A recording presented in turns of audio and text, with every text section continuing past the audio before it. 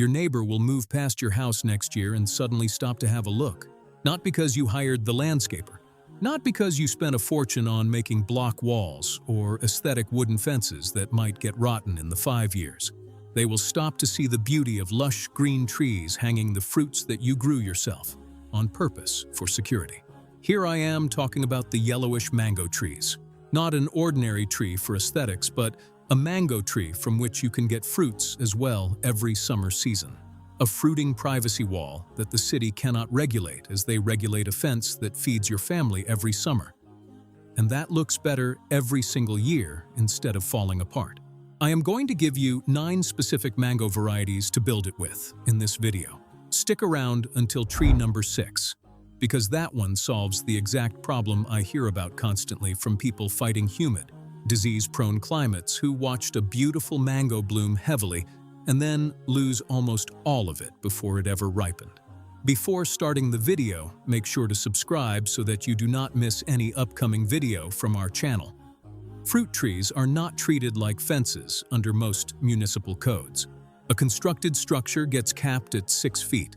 A living tree generally does not. That means a row of the right mango varieties can reach 15, 20, even 30 feet in block sight lines a wooden fence never could, without a permit and without a code inspector ever getting involved.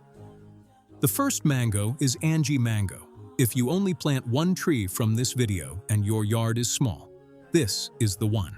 Angie is a true dwarf mango, one of the most compact varieties available, typically staying in the 6 to 10 foot range even without heavy pruning. It is also precocious, meaning it starts fruiting young, often within 2 to 3 years of planting, which matters if you want to see a return on your patience sooner rather than later. Its canopy is naturally dense and rounded, so it fills in as a screen without much shaping work from you. The fruit is sweet, smooth, and holds up well in humid climates. Because it stays so small, Angie is one of the few mango varieties genuinely suited to a narrow side yard or even a large container near a patio. Space them 8 to 10 feet apart for a tight, low-maintenance screen. The second mango is Fairchild. Mango Fairchild deserves its own spot on this list because of where it actually performs. Most mango varieties struggle outside of humid, warm summer climates, but Fairchild is one of the more reliable choices for growers in Southern California and similar dry, mild coastal zones where a lot of other mangoes disappoint. It is a compact, moderately vigorous tree, generally staying in the 10 to 14 foot range with light annual pruning. And it produces a dense, well-filled canopy that works well in a hedgerow. The fruit is smooth-textured with minimal fiber and a mild, pleasant flavor. If you are gardening somewhere with warm, dry summers rather than tropical humidity, Fairchild is the variety on this list most likely to actually thrive for you. The third mango is Rosigold Mango. Here is a variety most people outside serious mango circles have never heard of, and it solves a very specific problem. Rosigold is a Florida-bred dwarf mango that has developed a reputation among growers for handling cooler nights better than most other mango varieties. It will not turn Zone 8 into mango country, but if you are sitting right on the edge of Zone 9B, pushing the boundary of where mango can survive outdoors at all, Rosigold gives you a meaningfully better shot than most cultivars on the market. It stays compact, generally 8 to 12 feet, with a dense, tidy canopy and reliable fruit production once established. For growers gambling on the cold edge of mango territory, this is the variety worth the extra search to track down. The fourth mango is Glen Mango. Glen is the tree I recommend when someone wants a step up in size from a true dwarf but still needs something manageable in a suburban lot. It is a semi-dwarf Florida heirloom, typically reaching 12 to 16 feet with annual pruning after harvest, and it is known for one of the more consistent, reliable bearing habits of any mango on this list, without the alternate bearing swings that frustrate growers with some other varieties. The canopy is dense and rounded, filling in as a solid visual barrier without a lot of gaps at eye level. The fruit is smooth, sweet, and mild. If Angie and Fairchild are your answer for a tight lot, and Glen is your answer, once you have a bit more room to work with but still want a tree, you are not fighting every season. The fifth mango is Manila Mango now. I want to talk about a variety that brings something genuinely different to a mango privacy row. The same way a broadleaf plant changes the texture of an evergreen hedge, Manila is not a Florida-type mango at all. It comes out of the Indochinese mango lineage, the same general family behind the small, flat, golden fruited mangoes you find in Mexican and Southeast Asian markets. The tree itself has a slightly different leaf shape and a more upright growth habit than the rounder Florida varieties on this list, which gives a mixed row visual variety instead of 9 identical canopies. It is a moderately vigorous, reliable, heavy-bearing tree, typically reaching 14 to 18 feet in a maintained landscape. The fruit is small, nearly fiberless, and intensely sweet. If you want a privacy row with a different look and a genuinely different mango eating experience, Manila is worth including in the mix. I want to pause here for a second because I get this question constantly. People ask me where this kind of information even comes from, since most garden centers sell you a mango in a 5-gallon pot and tell you almost nothing about how it actually behaves over 10 years. The truth is, nobody at the big box store gets paid to tell you which variety handles a wet spring without losing its fruit, or which one will actually survive on the cold edge of your zone. That information does not move more trees off the shelf. This channel exists to give you the specific, practical advice the industry has no financial reason to hand you for free.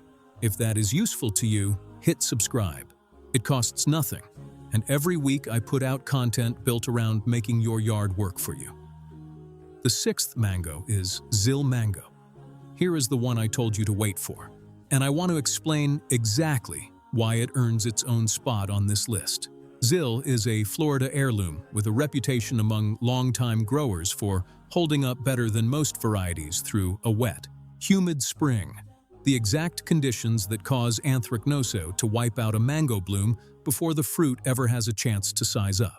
A lot of home growers plant a beautiful, vigorous mango, watch it flower heavily, and then lose most of that fruit to fungal disease because nobody warned them their climate was working against that particular variety from the start. Zill is a semi-vigorous grower, generally reaching 15 to 18 feet, with a dense canopy and a track record of producing reliably even in years when other varieties nearby are struggling. If you live somewhere genuinely humid with unpredictable spring rain, this is the variety on the list least likely to leave you with a beautiful tree and an empty harvest. The seventh mango is Osteen. Mango Osteen is a vigorous, well-established Florida dooryard variety that gives you a noticeably taller, more substantial screen than the dwarf and semi-dwarf trees earlier on this list. Left to grow with standard home orchard pruning, it will comfortably reach 18 to 22 feet, with a broad, dense canopy and a deep reddish blush on the fruit that makes it as attractive on the tree as it is on the plate. It is also known for reasonably good disease tolerance and consistent production once established. This is a good middle ground tree for someone who wants real height on their screen without jumping straight to the largest, most sprawling varieties available. The eighth mango is Haden. Mango Haden is the tree that started the modern Florida mango industry, and it still earns a place on privacy rows today because of its size and its striking color.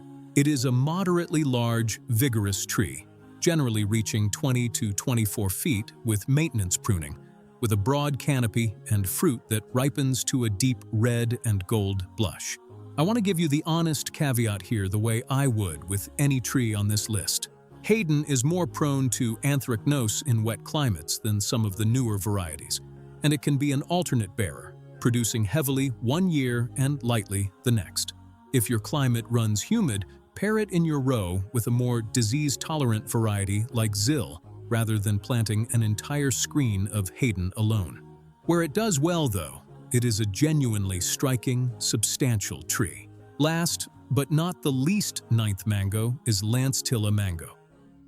I saved this one for last because it is the biggest tree on the entire list. And if your goal is the tallest, most commanding privacy wall available, this is the one to plant on a property with real space. Lancetilla is an exceptionally vigorous, large-growing variety, capable of reaching well beyond 25 feet and developing an enormous, dense canopy if you let it run. Most home growers will still prune it back annually to keep harvest manageable, but even maintained, it towers over most other mango varieties. The fruit is notably long and large, with a mild, sweet flavor.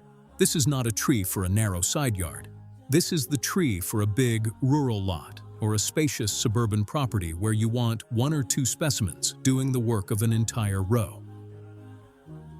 Now, before I wrap this up, I want to give you the practical knowledge that determines whether your mango privacy row actually fills in or sits there struggling for 3 years. Because I have watched people plant the right varieties and still end up with a thin, gapped-out screen.